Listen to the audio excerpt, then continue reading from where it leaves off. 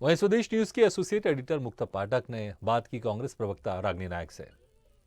स्वदेश न्यूज में इस वक्त मेरे साथ बातचीत के लिए मौजूद है रागिनी नायक जी।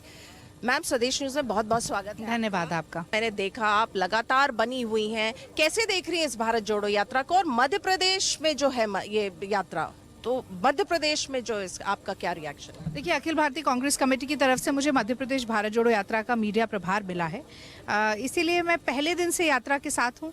और जैसे जैसे बुरहानपुर से हम एक एक कदम बढ़ाते हुए इंदौर पहुंचे हैं, जैसा आज राहुल जी ने प्रेस वार्ता में भी कहा कि लोगों का उत्साह, उमंग, उल्लास जो है वो बढ़ता ही जा रहा है। और कहीं ना कहीं उसी की तर्ज पर जो जन सैलाब है वो भी आपको उमड़ता हुआ दिख रहा है।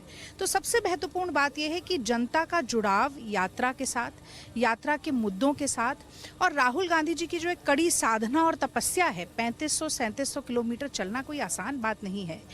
मुझे लगता है कि वो एक बहुत ही ज़बरदस्त कनेक्ट है, एक बहुत ही ज़बरदस्त गठबंधन बनता जा रहा है।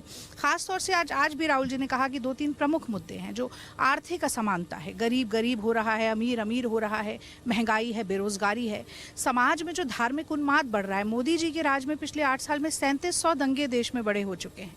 और फिर एक विद्वेष की राजनीति, प्रतिशोध की राजनीति, संघीय ढांचे पर चोट, ये सारी चीज़ें ऐसी हैं जो राजनीतिक परिस्थिति को, राजनीतिक पटल को नकारात्मक बनाती हैं।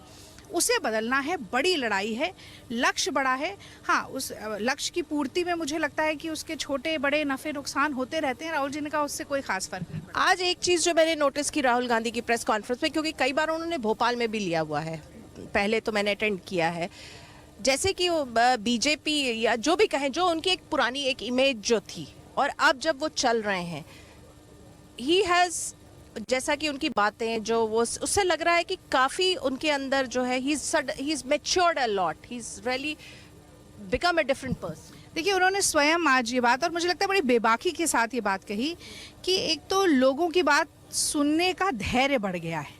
हाँ, वो कह रहे हैं कि कई बार ऐसा होता है कि अगर 1 घंटे तक लोग बोलते जा रहे हैं तो शायद थोड़ा चिड़चिड़ापन आए।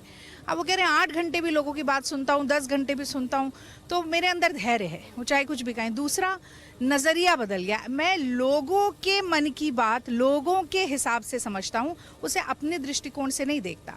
तो देखिए, बहुत बड़ी बात है ये। भारत का राष्ट्रगान क्या कहता है? जन गण मन। जनतंत्र में सबसे पहले जनता है, फिर तंत्र है, पूरा महकमा, और अंत में मन। मोदी जी उल्टी गंगा बहाते हैं, उनके लिए अपने मन की बात सबसे ज़रूरी है, वो अपने मन की बात थोपते हैं, और राहुल गांधी जनता के बीच जाकर जनता की नब्ज़ टटोल रहे हैं। चलिए, राहुल गांधी तो मैच्योर हो रहे हैं, जनता उनसे कनेक्ट कर रही है, बट ये कांग्रेस को कितना मदद करेगा? कांग्रेस जोड़ पाएगी? भारत जोड़ो यात्रा तो है, लेकिन कांग्रेस जुड़ पाएगी क्या? अब आप ये मत कह दीजिएगा इसका राजनीतिक उद्देश्य नहीं, ना हो राजनीतिक उद्देश्य इस यात्रा का, लेकिन कांग्रेस तो जुड़ी है ना, कांग्रेस के तमाम लीडर, तो कांग्रेस जुड़ पाएगी? देखिए, कांग्रेस जुड़ी हुई है। ये आया राम गया राम का जो कॉन्सेप्ट है, ये कल तो नहीं बना। नेताओं का व्यक्तिगत स्वार्थ के लिए या व्यक्तिगत महत्वाकांक्षाओं के लिए एक दल से दूसरे दल में जाना बना रहता है। और मुझे ऐसा लगता है कि दल के प्रति, विचारधारा के प्रति, जनता के प्रति अगर समर्पण का भाव नहीं है तो कांग्रेस छोड़ ही दें तो ज़्यादा अच्छा है। पर मैं उसी तरफ आपकी नज़र मध्य प्रदेश के भाजपा के भी 3 गुटों पर ले जाना चाहती हूँ। एक शिवराज गुट है, एक महाराज गुट है, और एक नरोत्तम मिश्रा जैसा नाराज गुट है।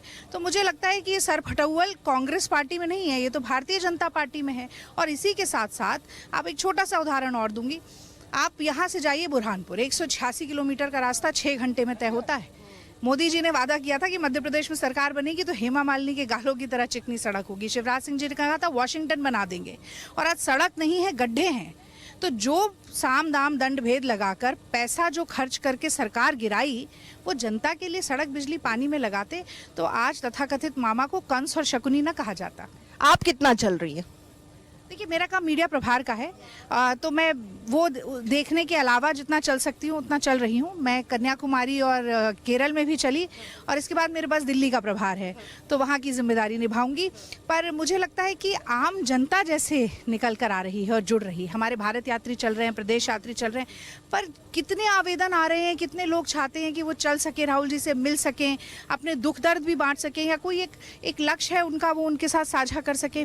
तो मैं तो ये कहना चाहती हूँ कि खुसरो दरिया प्रेम का, उल्टी बाकी धार, जो उतरो सो डूब गयो, जो डूब गयो सो पार। तो मुझे लगता है कि ये एक प्यार का, सौहार्द, बंधुत्व, सर्वधर्म संभाव का जो संदेश लेके यात्रा चल रही है, वो सच में भारत को जोड़ने का काम कर रही है। चलिए, आपने स्वदेश न्यूज से बातचीत की, आपका बहुत बहुत धन्यवाद। बहुत बहुत शुक्रिया। तो ये थी रागिनी नायक जो बता रही थी कि देखिए राहुल गांधी तो चल पड़े हैं और चूंकि उनके पास मीडिया का प्रभार है, वो बता रही है कि लगातार जो है लोग एप्लीकेशंस दे रहे हैं, मैसेजेस कर रहे हैं, फोन कर रहे हैं कि उनको भी राहुल गांधी के साथ चलना, उनको भी राहुल गांधी से मिलना है। स्वदेश न्यूज के लिए कैमरामैन शैलेंद्र के साथ मुक्ता पाटिल।